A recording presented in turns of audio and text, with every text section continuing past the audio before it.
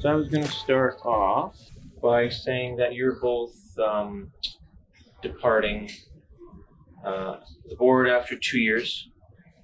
Um, so why did you each decide to pass the torch on to other people? And I'll start with George. Great. Well, to pass on, that's about time I leave. If you remember, when I joined the Seeds Canada board 2 years ago, I was previously on the CSTA board, and to me, I felt that I had to be there for the transition to get the sense of background or to bring a background to this new organization. But for now, well, I have to leave the space to other people that can push further the organization. I think I've done my duty. Quentin, how about you? So I guess my my perspective would be a little different in that I didn't come from one of the amalgamating organizations, but was involved with some of the lead up. And I guess I looked at it as if I brought anything to the equation, it was my experience in dealing with mergers and in other organizations and spaces. And, now that we're through that phase, I think it's a natural place for me to step off. I guess the other thing I would say, in working with George on governments and NOM stuff, that's also an area where I thought maybe I brought something. And there too, witness to the AGM here and the discussion around a lot of the policies that have been developed. I think we're in a good space now. And also, as part of that nomination process, we were thrilled to see so many people put up their hand. And so it really verified the decision I made to be in the game for 1 2-year term and then step away and let others jump in. Part of having renewal in an organization is that it takes the people in the positions to step out to create space. And so that was, part of my motive. And also the realization that I've been in this gig for a long time. And there's always a risk you become jaded. So again, if that is me, then I voluntarily pull myself out to avoid, poisoning the situation going forward. You were on the inaugural board of Seeds Canada. And I mean, sitting on, this is a new organization, right? So sitting on the board of a new organization is not a small task. I mean, I can't imagine all the stuff that you guys had to deal with, right? I mean, a new organization with a new board, and after, the seed synergy thing, I mean, you guys really had a huge task. And there was a lot to get done. So what do you each feel was your top accomplishment in all this? If you can think of all the things that you had to do, George, and had to deal with as part of the board, what's the one thing that you think was the thing that maybe you're the most proud of? I believe we made a smooth transition coming from all those four organizations coming together. I think we have a place for a broader membership to sit at the table where people feel that they're welcome and they have a voice within the organization. As a board member, I think it was, as you mentioned, it was a task where we had to navigate from with bias from other legacy organizations, and then knowing that we had to go somewhere else, and so, but slowly and smoothly navigating through those bumps, making sure that we don't lose, or we gain membership, or we don't lose members through the course of that period, and establishing the foundation of this new organization so we can deliver more value in the future. How about you, Quentin? What was you feel was your top accomplishment? I think just being part of a group that had to chew and eat its way through essentially a lot of administrative stuff in setting up a new organization. And, we said, we often said in spite of the pandemic and during the pandemic and doing that. But to be honest, I think there was some advantage of working in that environment because it forced us to work virtually. And as much as I'm zoomed out, it brought an element of efficiency. So you could have extra meetings if you had to because you didn't have to drag people across the country. You could just jump on a Zoom call, get it done. So that, in a way, was a bit liberating, but it did also mean that you were available anytime to have a Zoom call and chew through this stuff. But we got it done, and so I think that foundation has been set. But George and I worked together again on even just this nomination process, and I know we spent a lot of time discussing it and working on it. But also sort of gave ourselves permission to not get it 100% right the first time and know that, that people will keep changing us and that's fine. So it's that, I guess that basically getting that administrative stuff done that needed to get done. And it's not really fun stuff per se, but I do take an element of satisfaction in knowing that, we got it done.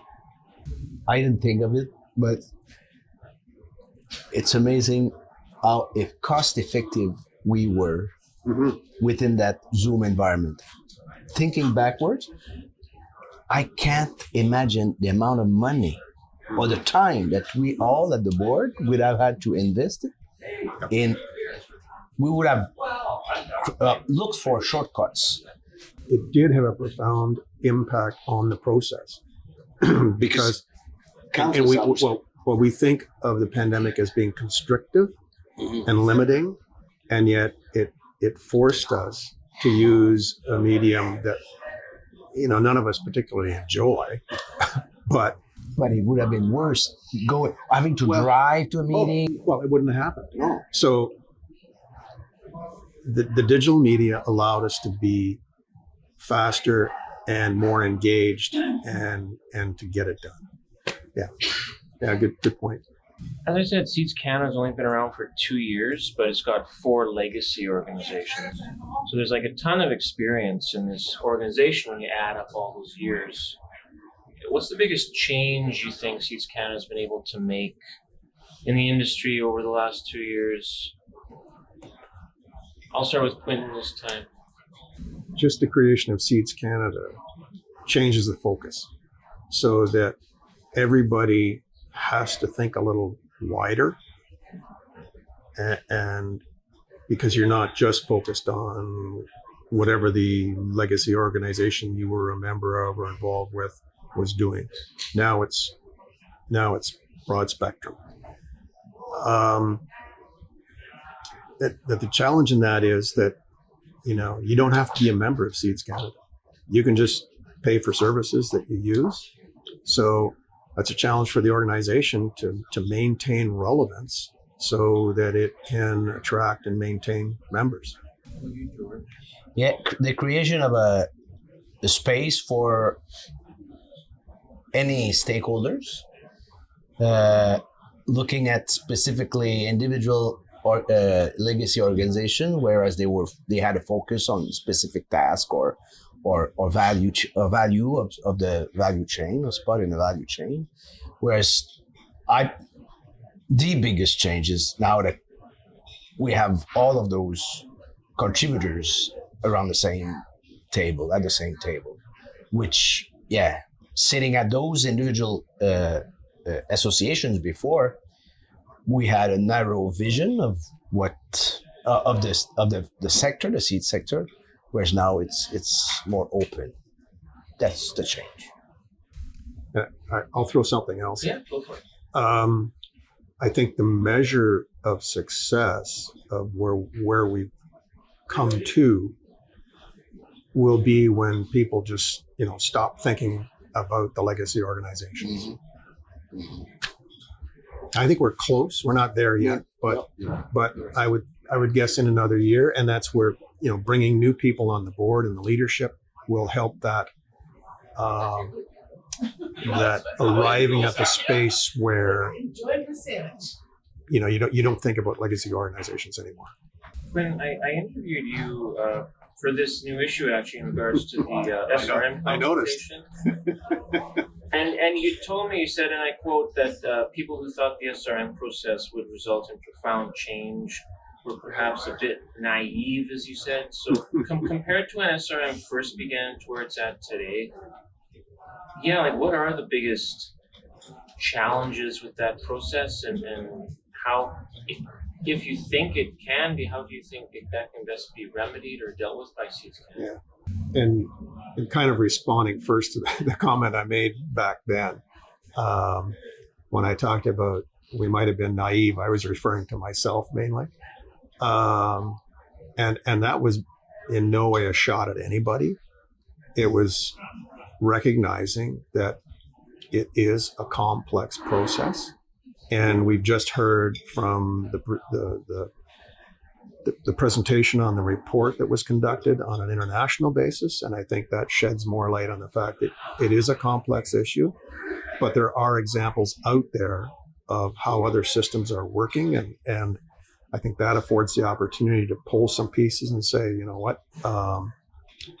these folks over here have been doing it this way. It seems to be working. Maybe we can try that. So it'll take time to grind through this. And we have to be patient. We have to understand that at some point, CFI has to get to a comfort level that whatever they're handing off to good hands. George, last time I interviewed you, I think it was 2 years ago.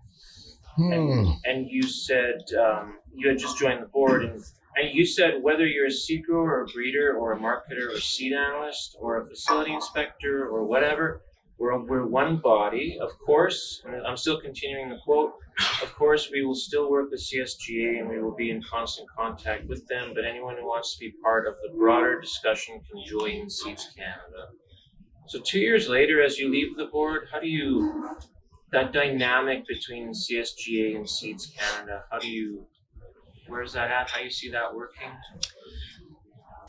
I'll repeat my invitation I made 2 years ago, where whoever feels that they're part of the value chain in seeds, I'm inviting them to be part and to join Seeds Canada. As I mentioned earlier, I believe we have a home for all the contributors to that value chain, that sector, and my invitation still remains. Yeah, that's all I say. Thanks, guys. That's great.